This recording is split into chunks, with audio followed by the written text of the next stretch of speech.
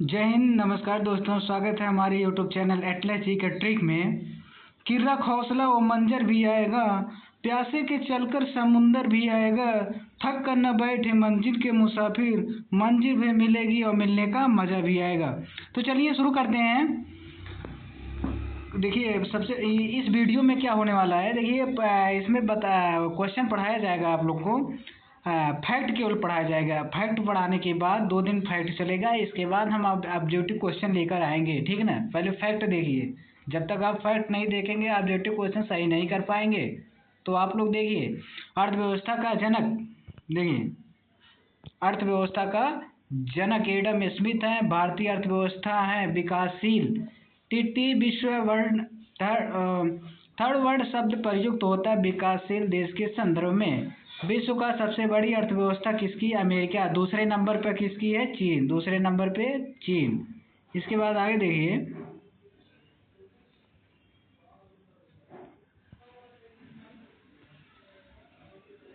देखिए, ये देखिए क्वेश्चन नंबर, सकल घरेलू उत्पाद की दृष्टि से भारतीय अर्थव्यवस्था का विश्व का स्थान कौन सा है? पांचवा। कौन सा? पांचवा।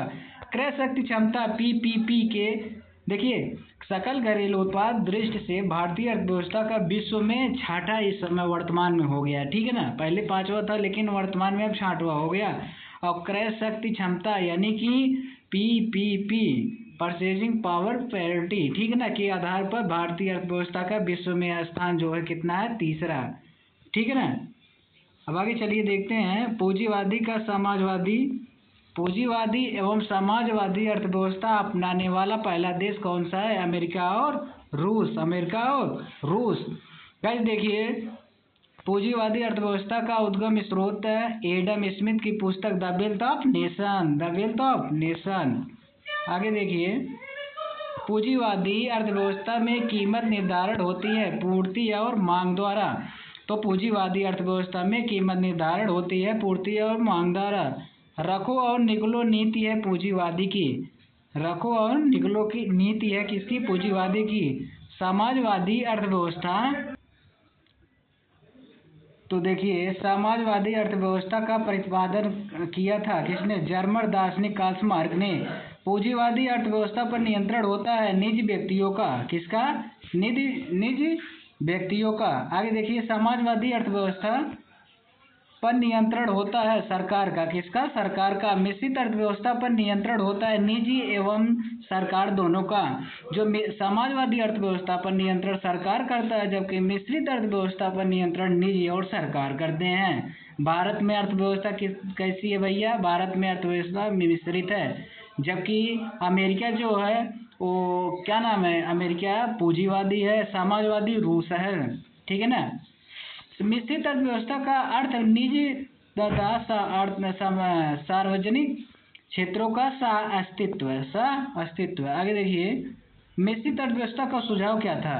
मिश्रित अर्थव्यवस्था का सुझाव क्या था? अर्थशास्त्री जॉन मेनार्ड कीन्स ने। मिश्रित अर्थव्यवस्था को अपनाने वाला विश्व का पहला देश फ्रांस हो गया। मिश्रित अर्थव्यवस्था को अपनाने वाला विश्व का पहला देश फ्रांस हो गया। मिश्रित अर्थव्यवस्था का प्रारंभ 1948 ईस्वी में। बंद अर्थव्यवस्था का अर्थ क्या? आयात और निर्यात दोनों बंद। जब बंद अर्थव्यवस्था मतलब ना तो आयात करेंगे ना तो निर्यात करेंगे, ठीक है ना। जैसे कि इस समय उत्तरी कोरिया सॉरी, ठीक है ना। आगे देखिए, एग्जाम्पल बता रहे हैं। मानव विकास सूचकांक का प्रतिपादन किया 1990 में अर्थशास्त्री महबूब उल हक ने, ठीक है ना। मानव विकास का रिपोर्ट जारी करता है संयुक्त राज्य अमेरिका।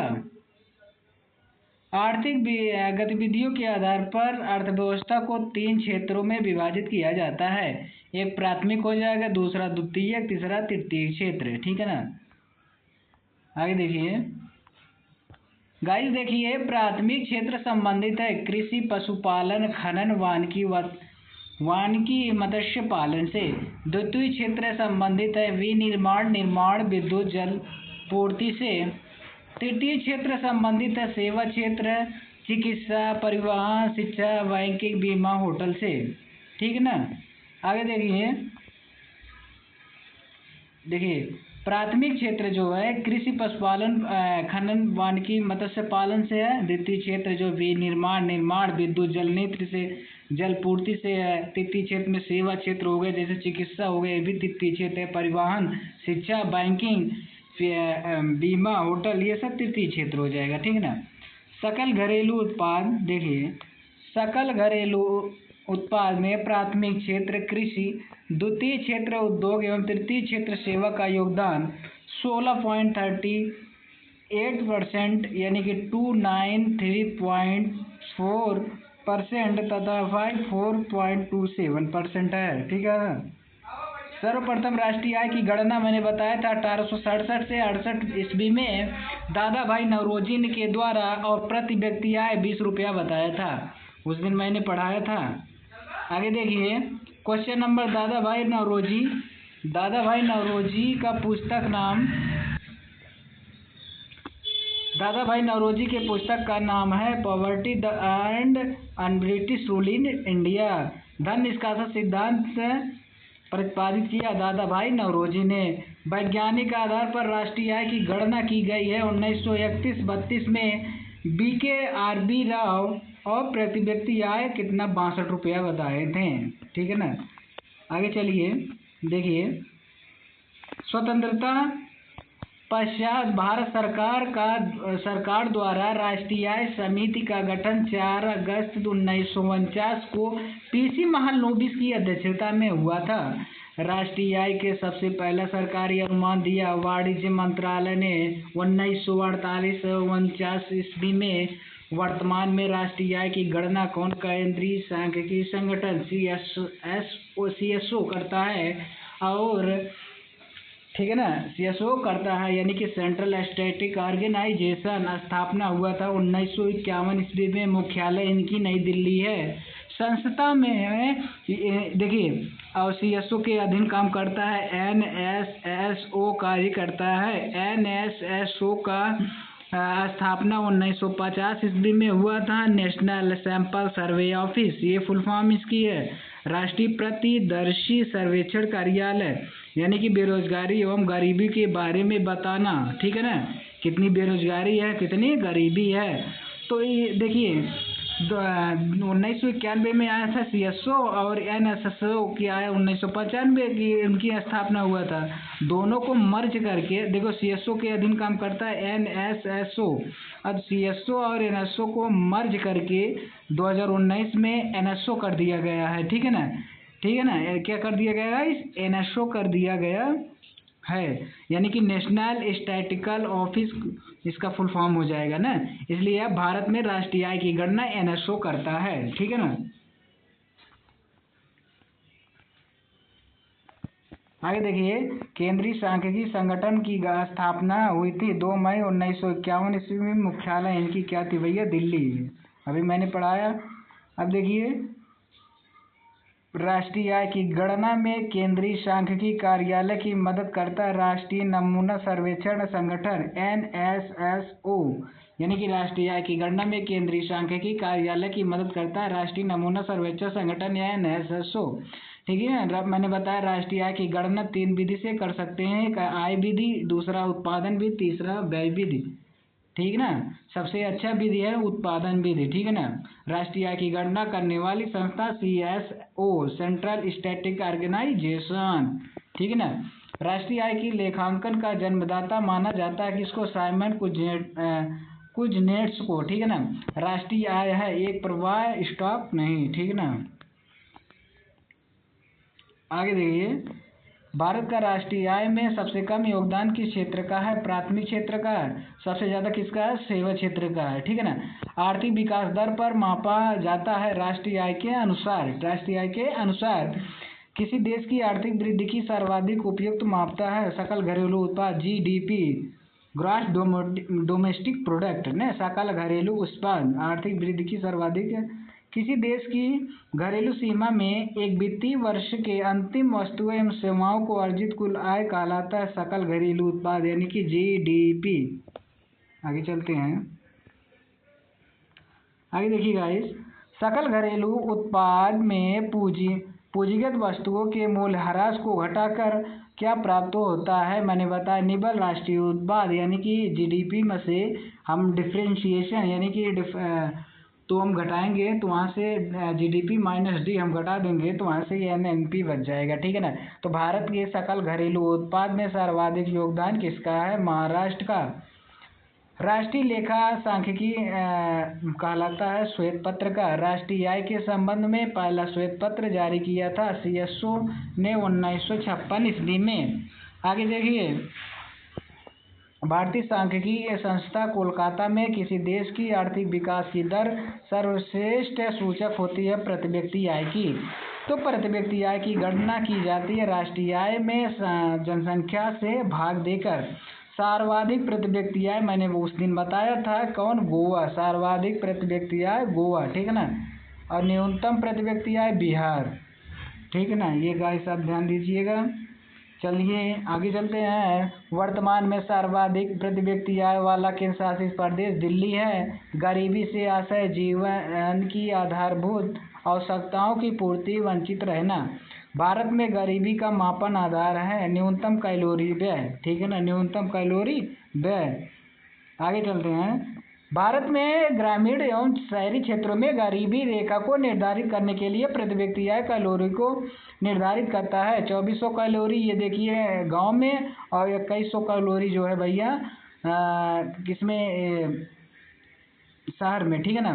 भारत में ग्रामीण क्षेत्रों में 2400 कैलोरी या शहरी क्षेत्र में 2100 कैलोरी, क्योंकि गांव में थोड़ा ज़्यादा काम करना पड़ता है इसीलिए, ठीक है ना, एनर्जी ज़्यादा लेना पड़ता है। मूल्य स्तर के आधार पर गरीबी रेखा के निर्धारण का प्रस्ताव किया था 1989 में गठित लकड़वाड़ समिति द्वारा, ठीक है ना। आगे चलिए। सुरेश तेंदुलकर समिति 2004, सुरेश तेंदुलकर समिति 2004, सी रंगराजन समिति 2012 में संबंधित है गरीबी निर्धारण, ठीक है ना। तो गाइस मैंने बताया गरीबी निर्धारित कौन करता है, संस्था करती है, एक समिति करती है, ठीक ना। संस्था जो विश्व बैंक करता है के अनुसार गरीबी रेखा निर्धारण $1.125 प्रतिदिन है, ठीक है ना। भारत में कौन करता है, एनएसओ, ठीक है ना। समिति जो है 5 प्रकार की समिति आया था। एक आया था बीएम नीलकंठ दांडेलकर एवं बीएम रथ समिति, दूसरा आलेख समिति, तीसरा लकड़वाड़ समिति, चौथा आपका हो जाएगा सुरेश तेंदुलकर समिति, और पांचवा सी रंगराजन समिति, ठीक है ना। ये आपकी 5 समिति आई थी जो गरीबी निर्धारण को बताता है, ठीक है ना। आगे चलिए। अन्नपूर्णा योजना की शुरुआत 25 अक्टूबर अन्नपूर्णा योजना की शुरुआत 25 अक्टूबर 2000 को गाजियाबाद के सिकोड़ा ग्राम से हुआ था। भारत में बेरोजगारी के आंकड़े जारी करता है राष्ट्रीय नमूना सर्वेक्षण कार्यालय NSSO, जो वर्तमान में 2019 में NSO कर दिया गया है, ठीक है ना। अदृश्य प्रच्छन्न एवं छिपी हुई बेरोजगारी मुख्य रूप से पाई जाती है कृषि क्षेत्र में। भारत में बेरोजगारी का स्वरूप है संरचनात्मक बेरोजगारी। संरचनात्मक बेरोजगारी होती है दीर्घकालिक। मैंने पिछला अगर आप वीडियो देखे होंगे बेरोजगारी, जो मैंने बेरोजगार पढ़ाया था, गरीबी एवं बेरोजगारी, तो आप लोग को आसानी से यहाँ पर समझ में आता ही होगा। व्यावसायिक गतिविधि में एक समान मंदी से उत्पन्न बेरोजगारी कहलाती है चक्री, ठीक है ना।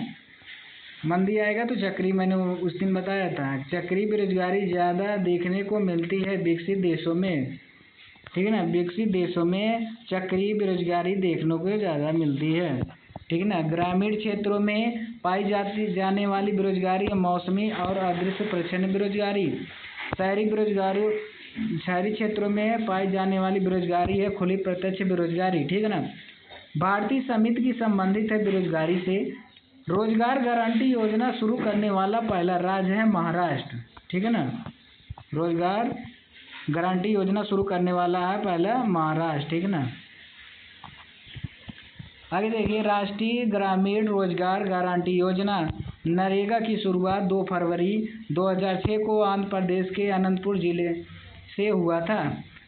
देखिए राष्ट्रीय ग्रामीण रोजगार गारंटी योजना नरेगा की शुरुआत 2 फरवरी 2006 को आंध्र प्रदेश के अनंतपुर जिले में हुआ था। नरेगा का फुल फॉर्म होता है national rural employment guarantee act, national rural employment guarantee act. अब देखिए नरेगा को मनरेगा कर देखिए नरेगा 2 अक्टूबर 2009 में आया था। नरेगा नहीं 2002 अधिनियम इनका 2005 था, लागू 2 फरवरी 2006 को हुआ था। ठीक ना, पहली बार लागू आंध्र प्रदेश के बंदावली जिले के अनंतपुर गांव में हुआ था। नाम बदलकर मनरेगा कर दिया गया। कब? 2 अक्टूबर 2009 में। इनका देखिए मनरेगा का full form Mahatma Gandhi national rural employment guarantee act. ठीक ना, मंत्रालय अधीन किसके मंत्रालय अधीन होते? ग्रामीण विकास मंत्रालय। ठीक है ना, तो उस समय 100 दिन का काम ये अनिवार्य था। ठीक है ना, 90 केंद्र और राज्य इसमें 90 या 10 रुपया, लेकिन इस अब देखिए वर्तमान में कर दिया गया है मनरेगा को BVG राम जी।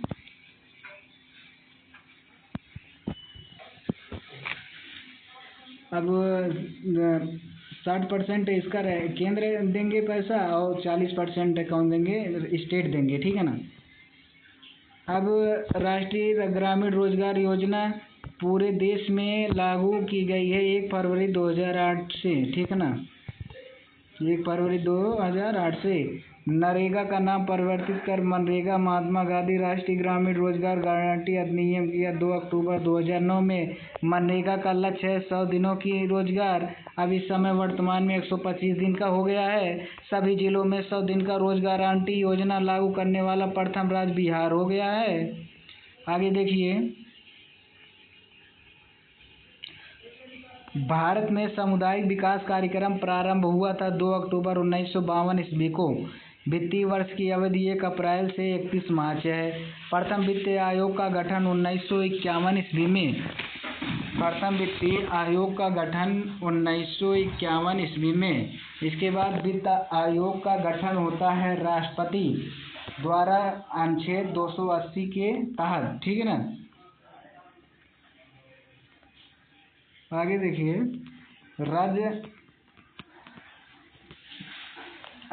राज्य वित्त आयोग का गठन अनुच्छेद 243 के झ वित्त आयोग के प्रथम अध्यक्ष KC नियोगी जी हैं। भारत में सर्वप्रथम आर्थिक नियोजन संबंधी विचार दिया M विश्वेश्वरैया ने 1934 ईस्वी में। भारत के लिए नियोजित अर्थव्यवस्था प्लान्ड इकोनॉमिक ऑफ इंडिया पुस्तक के लेखक कौन हैं? बताइए। M विश्वेश्वरैया 1934 ईस्वी में। भारत के आधुनिक नियोजन का प्रणेता कहा जाता है M विश्वेश्वरैया को। गांधी योजना को तैयार किया था C मन्ना नारायण ने 1944 ईस्वी में। बॉम्बे प्लान 15 वर्षीय योजना लागू हुआ 1944 में 8 उद्योगपतियों द्वारा। ठीक है ना। आगे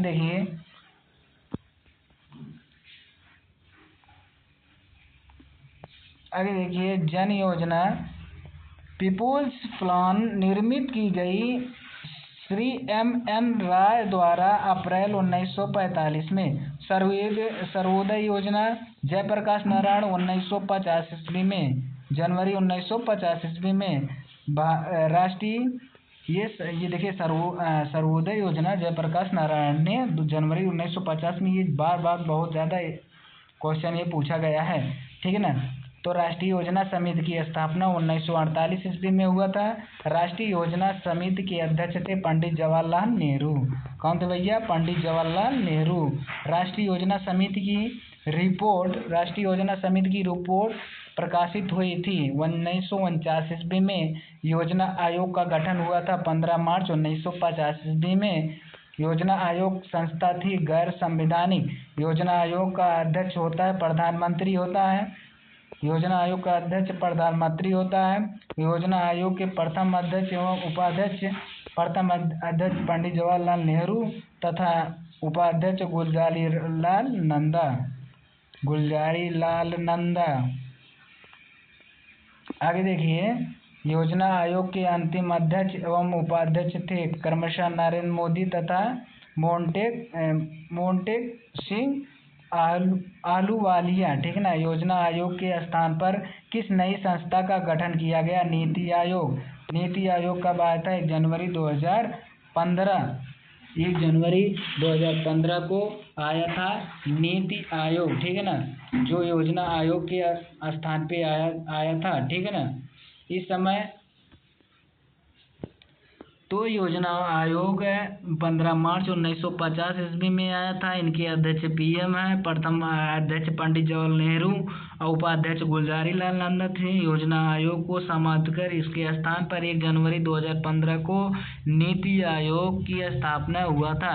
इनकी अंतिम अध्यक्ष नरेंद्र मोदी जी हैं। तो नीति आयोग की नीति का फुल फॉर्म हो जाएगा national institution for transforming India. इसे नीति आयोग को थिंक टैंक भी कहते हैं।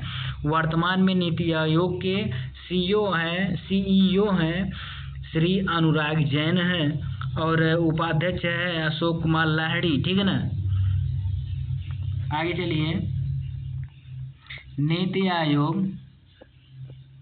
नीति आयोग राष्ट्रीय भारत परिवर्तन संस्थान अस्तित्व में आई 1 जनवरी 2015 को। नीति आयोग के अध्यक्ष होता है प्रधानमंत्री। पंचवर्षीय योजना बनाने की जिम्मेदारी किसकी है? नीति आयोग की। किसकी? नीति आयोग की। आर्थिक नियोजन विषय है समवर्ती सूची का। आर्थिक नियोजन संबंधित 7वीं अनुसूची से नियोजित आर्थिक व्यवस्था विकास का शुभारंभ 1951 ईस्वी में। भारत में पंचवर्षीय योजनाओं को क्रियान्वयन का दायित्व होता है केंद्र और राज्य सरकार पर। भारत में पंचवर्षीय योजनाएं प्रेरित है रूस से। किससे? भारत पंचवर्षीय योजना प्रेरित है किससे? रूस से। और आगे देखिए, भारत में पंचवर्षीय योजनाओं क्रियान्वयन केंद्र और राज्य सरकार। देखिए, भारत में पंचवर्षीय योजनाएं प्रेरित है रूस से। प्रथम पंचवर्षीय योजना 1951 से 56 आधारित हेराल्ड डोमर मॉडल पर, ठीक है ना। प्रथम पंचवर्षीय योजना का मुख्य उद्देश्य क्या है? कृषि। दूसरा क्या था भैया? औद्योगिक, और जो महालनोबिस मॉडल पर आधारित था दूसरा, ठीक है ना। अब नीचे देखिए, यहाँ पर दिया गया है कि द्वितीय पंचवर्षीय योजना 1956 ईस्वी में आधारित थी पीसी महालनोबिस मॉडल पर। द्वितीय पंचवर्षीय योजना में प्राथमिकता दी गई थी भारी एवं आधारभूत उद्योगों को। राउरकेला उड़ीसा, भिलाई छत्तीसगढ़ व दुर्गापुर पश्चिम बंगाल इस्पात कारखानों की स्थापना की गई दूसरी योजना काल में। आगे देखिए, तीसरी पंचवर्षीय योजना 1961 ईस्वी से 66 आधारित सैंडी चक्रवर्ती महालनोबिस मॉडल पर। तृतीय पंचवर्षीय योजना प्राथमिकता दी गई थी अर्थव्यवस्था को आत्मनिर्भर बनाने पर। अब तक की सबसे सफल योजना तीसरी योजना का विकास दर लक्ष्य कितना था? क्रमशः 5.6 से तथा 2.8%, ठीक है ना। तृतीय पंचवर्षीय योजना के सफलता का कारण क्या था? बताइए, तृतीय पंचवर्षीय का सफलता का कारण क्या था? भारत पाकिस्तान युद्ध 1965 ईस्वी में, भारत चीन युद्ध 1962 एवं भयंकर अकाल था। 1964 बोकारो स्टील प्लांट की स्थापना की गई तृतीय पंचवर्षीय योजना काल में। इसके बाद 3 वर्षीय योजनाओं को संज्ञा दी जाती है। योजना अवकाश 1966, देखिए 3 साल का आया था पंचवर्षीय योजना। इसके बाद 3 के बाद 66 से 69 यानी 3 ही वर्ष जो आया था, क्या नाम? योजना अवकाश आया था। इसके बाद देखिए योजना अवकाश की अवधि थी 1966 से 69। चतुर्थ योजना की अवधि थी 69 से 74। चतुर्थ पंचवर्षीय योजना आधारित थी D.R. गाडगिल मॉडल पर। गाडगिल योजना कहलाता है चतुर्थ योजना। चतुर्थ पंचवर्षीय योजना का मुख्य उद्देश्य क्या था? बताइए, चतुर्थ पंचवर्षीय योजना का मुख्य उद्देश्य क्या था? स्थिरता के साथ आर्थिक विकास। 14 बैंकों का राष्ट्रीयकरण किया था किसने? 14 बैंकों का राष्ट्रीयकरण हुआ था। चौथी पंचवर्षीय योजना इस समय भारत की प्रधानमंत्री जो थी इंदिरा गांधी थी, ठीक है ना। जब और 20 सूत्री कार्यक्रम, देखिए यहाँ पर 1975 में इंदिरा गांधी द्वारा 20 सूत्री कार्यक्रम का प्रारंभ हुआ था 5वीं पंचवर्षीय योजना में। तो 2 अक्टूबर 1975 क्षेत्रीय ग्रामीण विकास बैंक की स्थापना की गई थी 5वीं पंचवर्षीय योजना के काल में, ठीक है ना। आगे देखिए,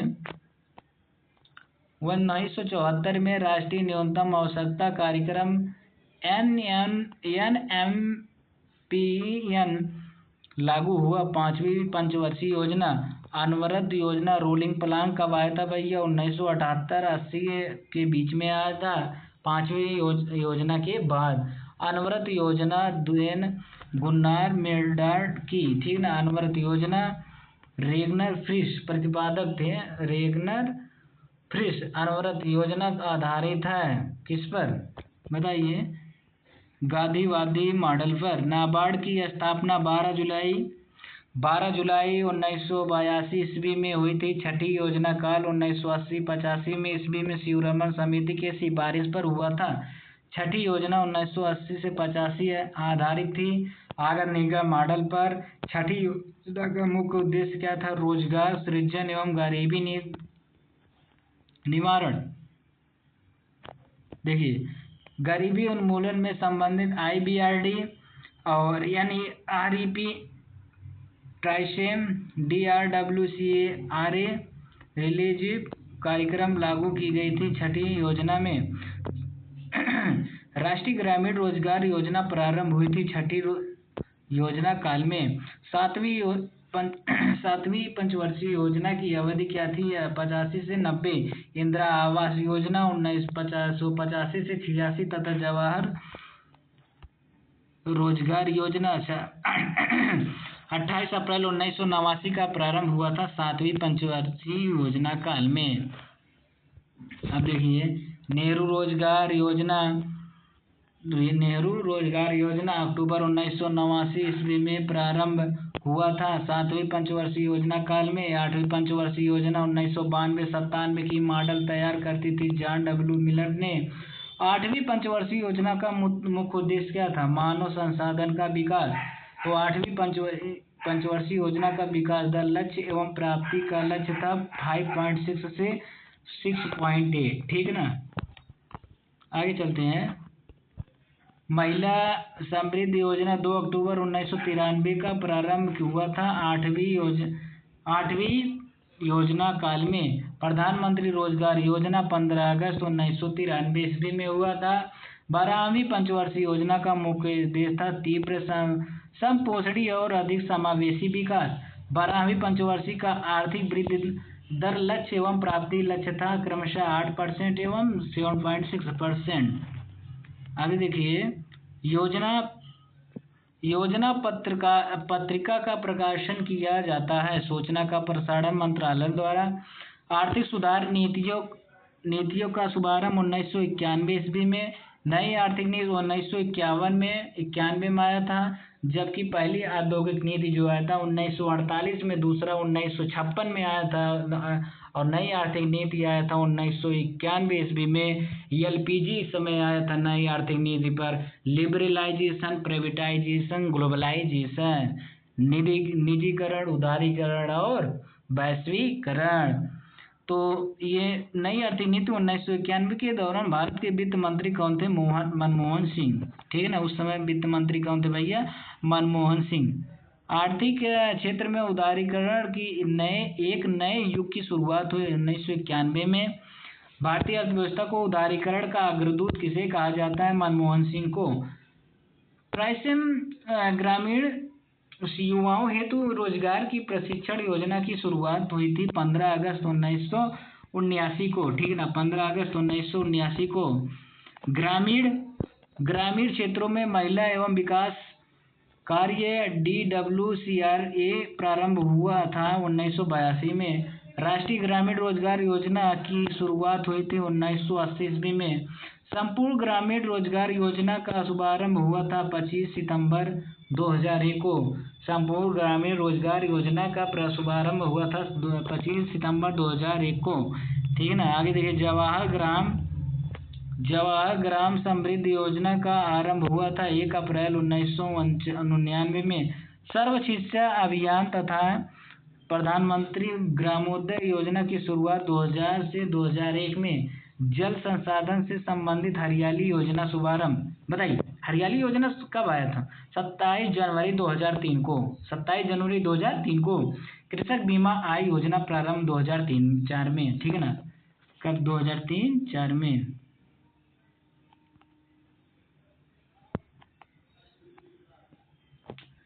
स्वजलधारा कार्यक्रम प्रारंभ दिसंबर 2002। प्रधानमंत्री ग्राम सड़क योजना प्रारंभ की गई दिसंबर 2000 ईस्वी को। इंदिरा आवास योजना प्रारंभ 1985-86 ईस्वी में।